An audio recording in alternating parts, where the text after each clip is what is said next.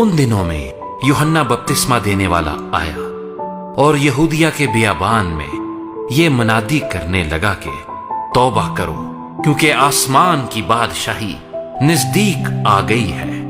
ये वही है जिसका जिक्र यसाया नबी की मार्फत यूं हुआ कि बियाबान में पुकारने वाले की आवाज आती है कि खुदावन की राह तैयार करो, उसके रास्ते सीधे बनाओ।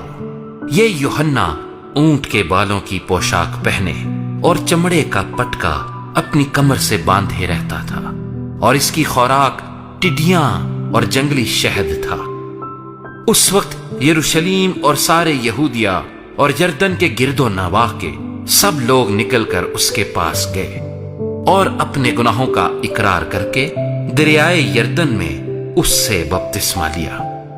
मगर जब उसने बहुत से फरीसियों और सदूकियों को बपतिस्मे के लिए अपने पास आते देखा तो उनसे कहा कि ऐ सांप के बच्चों, तुमको किसने जिता दिया कि आने वाले गजब से भागो?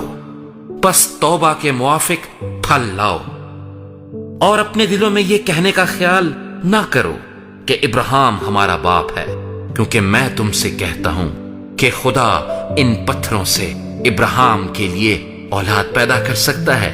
और अब दरख्तों की जड़ पर कुल्हाड़ा रखा हुआ है, बस जो दरख्त अच्छा फल नहीं लाता वो काटा और आग में डाला जाता है।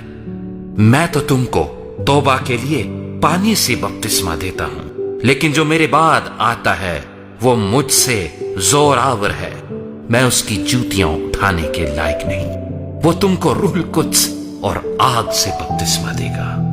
उसका छाज उसके हाथ में है और वो अपने खलियान को खूब साफ करेगा और अपने गेहूं को तो खत्ते में जमा करेगा, मगर भूसी को उस आग में जलाएगा जो बुझने की नहीं।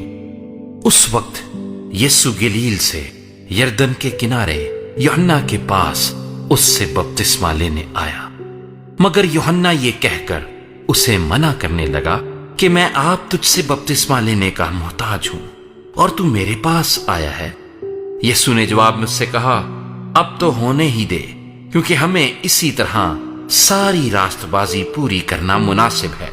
इस पर उसने होने दिया और यीशु बपतिस्मा लेकर फिलफोर पानी के पास ऊपर गया, और देखो उसके लिए आसमान खुल गया और उसने खुदा के रूह को कबूतर की मानिंद उतरते और अपने ऊपर आते देखा। और देखो आसमान से ये आवाज आई कि ये मेरा प्यारा बेटा है जिससे मैं खुश हूं।